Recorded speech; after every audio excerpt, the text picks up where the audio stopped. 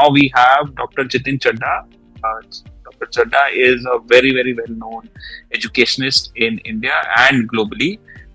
He has set up multiple institutions, Indian School of Business and Finance. Last time I said banking and finance. I still remember that, and he corrected me.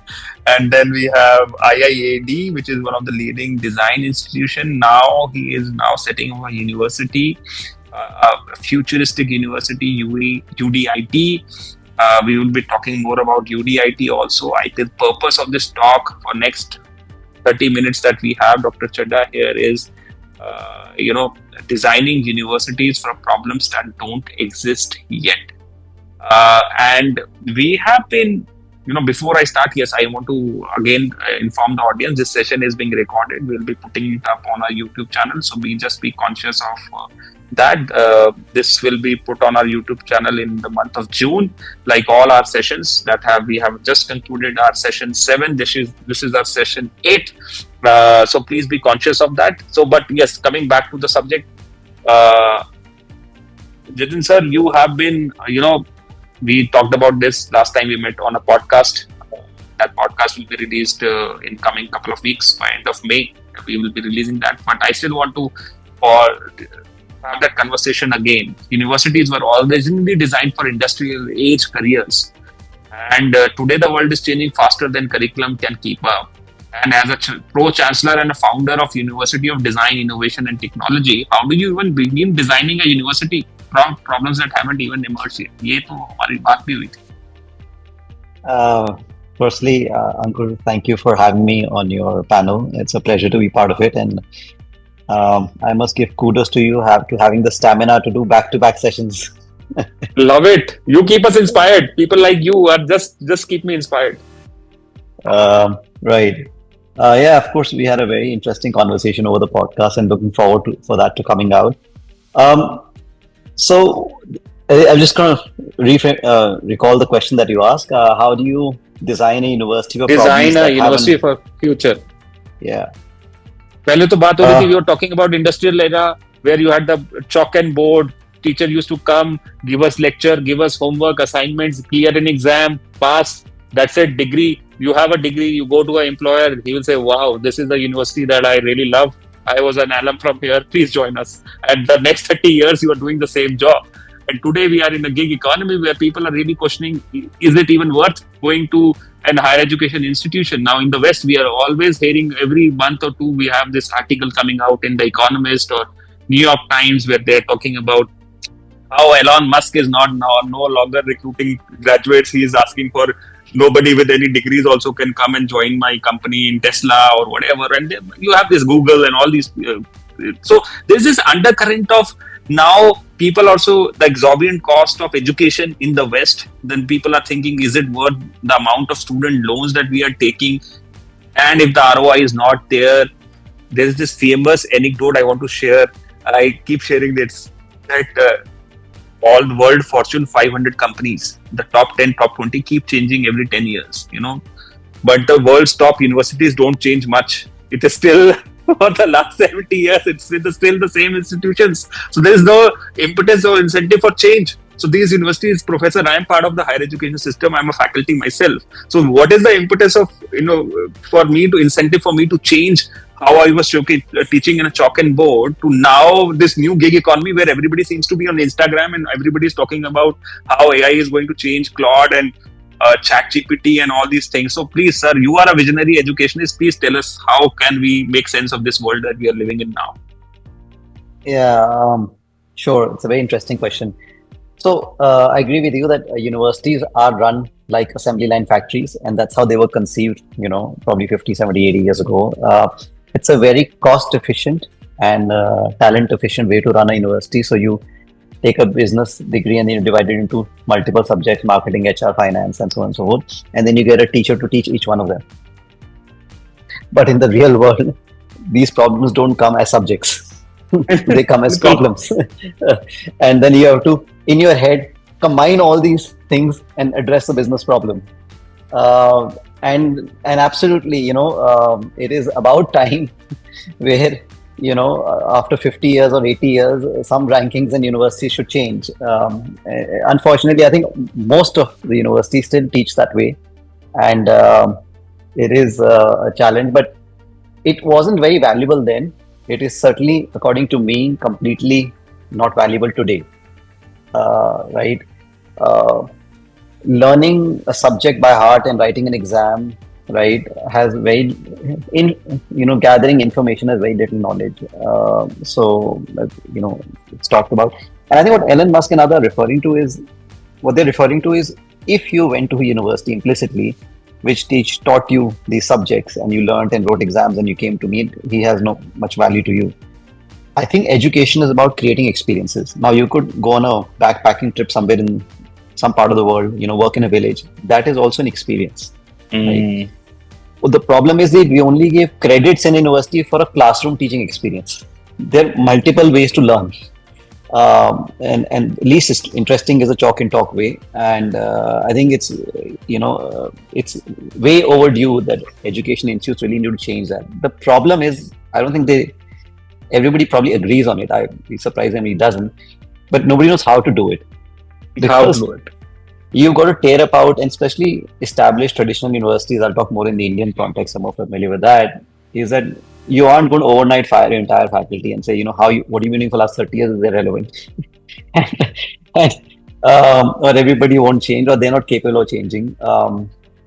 So the challenge is that actually for the more established and the more older university, the bigger problem it is for them. We are fortunate that we are building a university today based on first principles. So we have the opportunity to write the rules and hire the people, and we don't have any legacy systems, and challenges. So that's an opportunity. I was just trying to define that, I think, in summary, that the problem everyone is aware of. Nobody knows what the solution is, and for us, it's an easy solution. We just build it out that way. Right. We've been running a design school for last 11 years now, Indian Institute of Art and Design. In a design school, we've been teaching through projects. We don't have subjects or curriculum, when we never had written exams to start with, or essays to submit. So luckily, ChatGPT is not writing our student assignments. They all work on real projects and make things and present them and defend them in part of their portfolio. So that has kind of helped us in the AI era, where that a prompt cannot give you that answer. And really the solution is that everybody has to write off how they taught and rethink a fresh principles basis on how to approach education. The problem is slightly more complex because when we have been doing project-based learning, we have to get in 2 or 3 different faculty members, or sometimes industry practitioners, into a studio, we call it, not a classroom, because nobody faces a whiteboard. They're sitting in collaborative spaces. And because when you're addressing a project, I mean, I'll give you an example more from a business point of view. So if you're doing a business problem, rather than saying today I'm teaching marketing and the next 2 hours later, next class is finance. So you address a business problem, right? And whether it's marketing, whether it's finance, whether it's HR, that entire business problem has to be discussed as part of that studio. That means I have to bring in expertise as an institution manager or a dean of the department or the school simultaneously, right? And collaboratively work with each other as faculty. So coming back to the point that then they're looking at a problem from all lenses, from an HR lens, from a marketing lens, from a supply chain lens, right? Something as simple as that I am going to make the project is, okay, we are going to design specs for 18 to 22-year-olds or whatever, right? And in that you can teach marketing, supply chain, manufacturing, HR, everything. So it's a kind of a problem-based approach. You create, it could be hypothetical problems, it could be real problems. So the challenge is to find faculty and people who will be able to teach in this system of methodology, which is going to be a big challenge. In design, we were fortunate. It is somewhat prevalent. But I guess in design, people let us get away with everything. So nobody questioned it. They said these are creative type. I know. Okay. But I honestly believe that every discipline should be taught like that. It should have been taught like that back then as well. The problem is compounded a lot more today. This kind of education, I mean, and I was sharing this just maybe with you as well in the podcast, but a couple of weeks ago with somebody else that, in our design school, we had 8 batches graduate and placed or started their own ventures in design in various disciplines. And in our case, the students graduate with a portfolio, which is a body of work that they've done. Yeah. And I can't recall a single instance where the recruiter asked for their mark sheet or a transcript, right? They just want to know what you've done, what you've built, what your interest is. Show me your work. And if I like it, you're hired, right? Yeah. Right. So I don't understand in today's relevance, a bachelor's in business student goes for a job and once they leave the university, they have a transcript and they have a degree. Now I'll present a transcript to Ankur and say, Ankur, please hire me. Look, I had 80% attendance and I have 70% marks in this subject and X marks in Y subject. There is no evidence of what the person has done, what their passion is, what causes they worked upon, nothing, right? So the problem is we get out of university with nothing to show for, a skill set, a talent, a passion, because the system is designed to produce just a mark sheet. Perhaps 10, 15, 20 years ago, where the demand for talent was higher than the supply of talent, that might have worked. And the question that you asked earlier, the point that you made earlier, that why are the top institutions still at the top, is because the brand attracts bright students and hence bright output. I mean, in Indian context, we know all Delhi University or IITs or IIM. Nobody can say for sure whether the teaching is amazing or not, but they certainly get a very good quality of student intake, right? Because of an aspirational brand. And more than anything else, that becomes a signaling value that, hey, I am smart and I'm capable because I went to XYZ university, not what I have created or produced or done. And I think Elon Musk and the types of them are referring to that system no longer being valid going forward. Just because I have an Ivy degree is not good enough reason to hire you, right? You need to give me more. You need to show what you've done. You need to, through evidence what problems have you solved? Have you been able to solve a problem which didn't exist yesterday? I think we've all grown up from the day you put your kids into nursery all the way to K-12 and university, that 2 + 2 is equal to 4. But in today's era, that's not important. A calculator did it back then. 2 + 2 to the power X, Y, Z with AI can calculate stuff. What's the value of it? What's the relevance of it? So, yeah, it's a massive challenge. It's a massive challenge for the universities. And I just want to share one of my own lived experiences, because you were absolutely right. The purpose of education is to give those experiences to the kids, and those experiences to teach those kids most about marketing, finance, HR. If you give them a real life, I mean, you mentioned about the specs or sunglasses or whatever it is, you can take this as a case study and then go on teaching about everything that is there to learn about MBA through that one object. I am myself a faculty. I'm pursuing my PhD. You are a PhD yourself. You have been a part of academia, and I'm now a part of academia. I am a faculty as well, teach courses. I just finished my semester last week. And I have this habit of, getting this sticky notes around, and I just pass it around in my last lecture. And I said, just tell me what is the feedback on me as a faculty? Did you enjoy my classes? Well, and some of the feedback that I receive is simply blows my mind. I mean, I'm not a PhD, and I am as a fresh teacher. I'm just in my 3rd semester. This was my 3rd semester of teaching. One of the things that I don't want to read this out, and maybe I'm incentivized for some other thing, but I say this kid writes like the way sir taught. He has good knowledge of the real world. He does not give just theory. He has been to so many places, and when he shares his lived experiences, the world comes alive, and we learn about marketing. And I can go on, and these are the kind of experiences but then it comes to the question of how are the universities structured? Universities are structured. I know my colleagues in the faculty, they are incentivized for their publications. You have to have certain number of publications. And I was hearing this famous professor in NYU, Stern School of Business. There's an Indian guy that speaks very vehemently on this. He says almost 90% of the research that we are doing is useless. And I can share that YouTube video where he says whatever the faculty is doing, or the system is incentivizing research, but what is the quality of that research is in itself in a question mark. How is it solving real world problems is itself a question mark.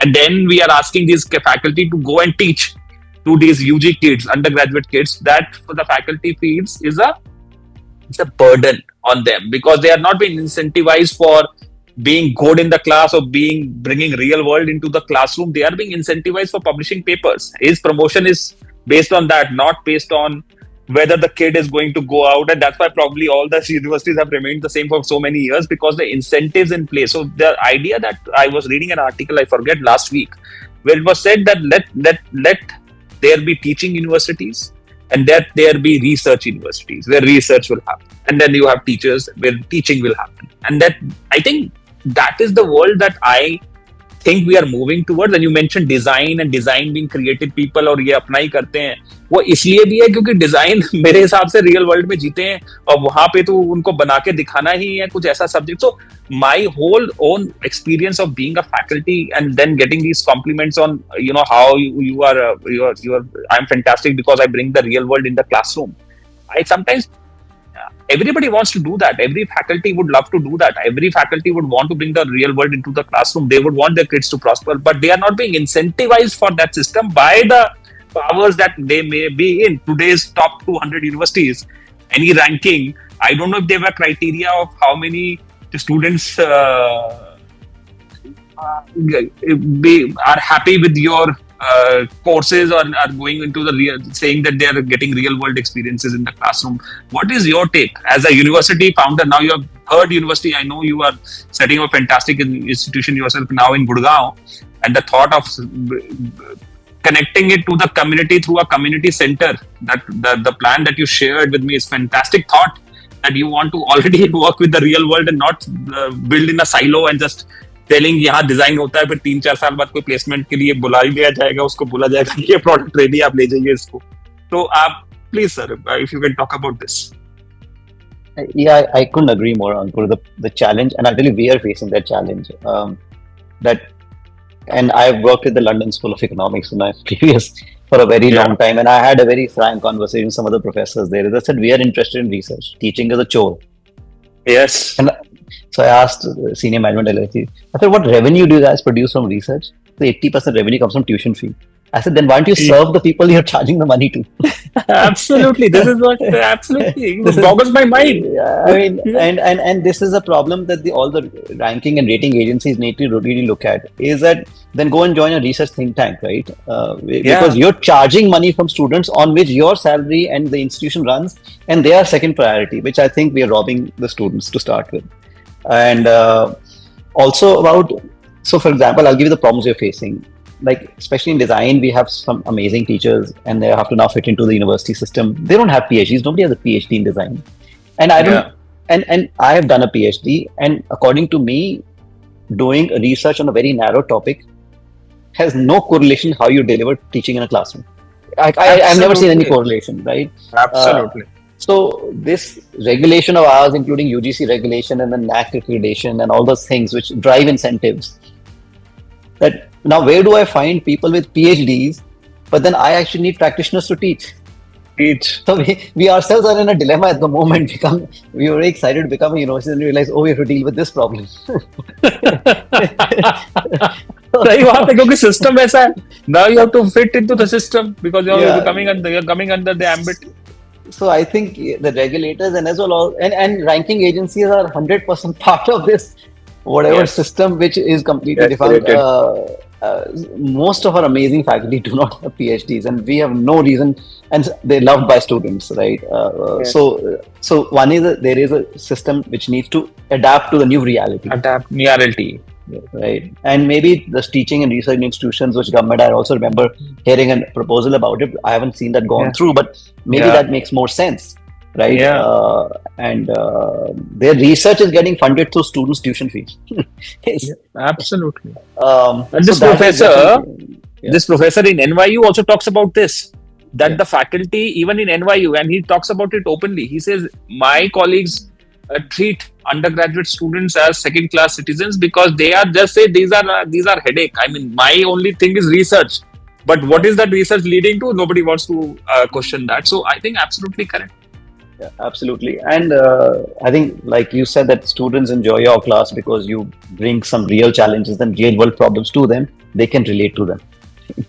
I mean, I remember, so, Harvard Business School pioneered maybe 100 years ago, whenever case study based methodology teaching. That was pretty novel, right? Harvard Business School came up with it, case study based teaching. And then all business schools over time Yes. adapted case study based teaching. In Yeah. the AI world, that is irrelevant. uh, Now you can tell them to actually go and market a product, create something, do something. You don't need to study a theoretical case study about it. They can actually say, this is a live project, go do it. I can make a website, I can put social media content out there, I can promote a product, I can market a product, and I can see its challenges rather than purely reading case studies. So I think there has to be a reset, and we will move slowly on it, I presume. But there are regulatory challenges around it as well. And the second aspect, yeah, I mean, our University of Design, Innovation, Technology, as I mentioned, we're setting up a campus in Gurgaon, which is fairly central for the city. As a design-focused university, we've set up an art gallery and a cultural center. The idea is to invite the community, right? You build these amazing campuses and infrastructure, and they're only restricted to your full-time students. I think at least here, a city campus that is kind of robbing your students of the opportunity and the community to interface with the university. And this whole question about employability is not something you discuss in the fourth year of final year of your undergraduate or postgraduate. It is a conversation you start having from the day they join, right? And as education institutes, we have to interface a lot more with the community and the society at large to give our students exposure. So in 2026, why should somebody come and spend money and spend 4 years undergraduate with you? It is not because we are transferring knowledge. Transferring knowledge is you don't require to come to campus anywhere else. A good YouTube channel and an AI subscription can do that for you. We are creating an environment and a culture in which they are able to discover what they want to learn, know, and all we have to do is nurture that, expose them to amazing people and amazing opportunities. I think that's our role. And that's actually the only role left. Absolutely beautiful. I mean, that is what I believe. The universities that are understanding this are the universities of the future. That knowledge is available on a cloud subscription, on a less than a coffee. And the student can access to, but he needs to be inspired. He needs to have access to those right kind of people, that ecosystem, that network, that the faculty that comes into the classroom has to play a role of being able to inspire that person and direct and mold. Clay. The student is like a clay. You have to mold that student in the way that he or she wants to be seen, and probably you as a mentor have to do it. I just shared the YouTube video from the professor's name is Ashwat Damodran. He's a professor at NYU, and he does a wonderful job. I heard him. He's been there for last 2 decades or more at NYU. He said, I just did a PhD, and he has written books on it is in your area, Dr. Jitin, in finance and equity. He is known as the Dean of Finance world over, right? So, I mean, he can probably give you what stocks to buy. He's an amazing analyst. He talks to practitioners. People pay for his advice. He can break down the fact that why Google is worth so much and why an XYZ company isn't, and Professor Ashwin Damodran is a rarity, and I think probably people pay to go and attend his class. So he says that the only time I wrote a thesis was in my PhD. After that, I have not published a single paper because I feel that writing papers is a wastage of time. I want to solve real world problems. That's why I have written books. I have real world things that I do. I earn money. So he has already put his lectures online for free.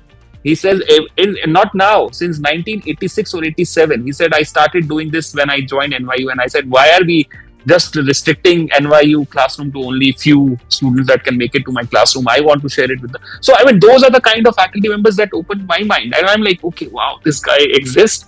Why don't I refer to him and in my classroom, in my teaching? So I think people like Professor Ashwat Damodran and you as practitioner. There is Scott Galloway as well, Professor of Marketing at NYU, right? He is podcast and his content companies. far I more. will just I'll Again, just write incidentally, here for the audience. yeah. I mean, you should listen to him, Prof. G. I will. Okay, I And will. he broke it down. He says he broke it down. His per hour lecture in maths is how many 10, 20, $30,000 is an average to. I mean, the combined tuition fee of that classroom for every hour he teaches comes to that. Uh, He does it. Professor Ashwath also does it. He says, yeah, "Okay, I know how much is NYU is earning on my classes every hour. So they are earning millions of dollars." I said, "Okay, yeah, I will teach, but you have to let me be. Then I will do my own things. I will put my lectures on online." So again, going back to it, so if you want to incentivize the education sector, he has the knowledge and he refuses to set in the existing system that has been created around what does it mean to be a faculty member, to have XYZ number of publications, rather than he has chosen to have a real world impact and say nothing to put them down. Those people are amazing. Those who are doing research, great. Let them do research, but then let them do research and not say that we are. So I'm doing my PhD. You have done your PhD. You know, I mean, we are just finding solution to a very small, narrow problem. It does not qualify me as a teacher. Having becoming a teacher is a whole different ball game altogether. I mean, if I have solved one problem, written a thesis, that does not automatically make me a world class teacher next day. You have to. He also says that all the PhD candidates should be asked to teach in the classroom while they are pursuing their PhD, so that they also understand. So I think that's a good idea. If you are doing research and you want to be in teaching university, please start teaching while you are doing your research, so that you also get to learn. I'm blessed that I have that opportunity, that I'm teaching in a classroom, and that keeps me aligned with the class students and my research. And that has made me a better researcher. So I think the whole system needs to be redesigned. It, even today's days, where Claude can come up with literature review in 2 minutes and thesis in probably 5 minutes with all the references, sources. I mean, I don't know what is the purpose of education is going to be unless we start helping others around us and we start producing real world knowledge, and that word knowledge solving real world challenges. And that's my thing. Dr. Chadha, we have come to the close of this session. Thank you so much. I want you to come with the concluding thoughts on this subject. We discussed we could only discuss a couple of questions. It was such a fascinating conversation. But your last thoughts, you want to conclude by saying something about the university. I know in June you are launching the new campus. So please tell us a little bit more, and then we can probably conclude. yeah. I mean, it's very rare that a design school becomes a university, and we're really focused on design and innovation and technology. So the name itself represents University of Design, Innovation, Technology, and we're only going to be a 3-school university across these 3 departments. In fact, we're going to be renaming the School of Technology a School of Innovation, or the launch of it. It's really how we are able to create intersections amongst those schools, because in most university schools don't even talk to each other. They're just sharing the same space or separate buildings. And as I said, we are very excited because we don't have the historical baggage, so we can build out that kind of faculty and that kind of an institution. We have to figure out how to navigate the regulation challenges, which are still stuck on the old ways of hiring faculty and others. But we have this amazing opportunity, and as we were building a campus in Gurgaon, and we realized that Gurgaon has amazing condos, apartments, multinational offices, high rises, malls, restaurants, bars, but it doesn't have cultural spaces. And this was an opportunity for us as a design-focused university to create a cultural space. So we call it on weekends, and be the habitat center of Gurgaon, where we've got a 4,500 square feet art gallery, we've got a multi-purpose auditorium, we've got an open-air amphitheater. And the idea is to get every weekend there should be some cultural events happening by practitioners to come and do their art shows or curated talks or events and theater performances, which will give real access to our students. So eventually, what is in it for us? It's a university campus. If we want to come and use it, our students will get exposed to that, right? As I said earlier, that our role is to just create exposure and inspire students. Everything else AI can take care of. And also focus on, ethical thinking, teamwork, and collaboration. I mean, that's about the limited role humans will be left with. So it's myself focus a majority of the time spent with us to hone that. And when you say teamwork and collaboration skills, now I can't give a lecture on teamwork. Just make them work in projects. If they work in Yes. as collaborative students across year to year and through years, they will just get better at teamwork. It's something that you expose them to, build it out. And we are super excited to have this opportunity to build out something, based on our first principles. And yeah, looking forward to it. And again, thank you for having me on your podcast. And we have talked before, and our thoughts anyway naturally resonate, Ankur. So What a treat it is always I talk to you. We just spent 30 minutes here, but you have rejuvenated me, remotivated me. And we are so happy that you are setting up a university in Gurgaon, setting up a community space. My best wishes, and we look forward to being at the opening in June. I remember you telling me June में opening है. So June, whenever is the opening, my best wishes, and look forward to having you coming back, deepening our collaboration in coming days. We need more people like you in global education, not only in India, in global education. thank you, Ankur. We just Thank trying you, to make sir. our little impact as we can. नहीं, बहुत बढ़िया कर रहे हैं और आप राधे राधे अच्छा करिए sir. Thank you so much. Pleasure. Thank you, my audience.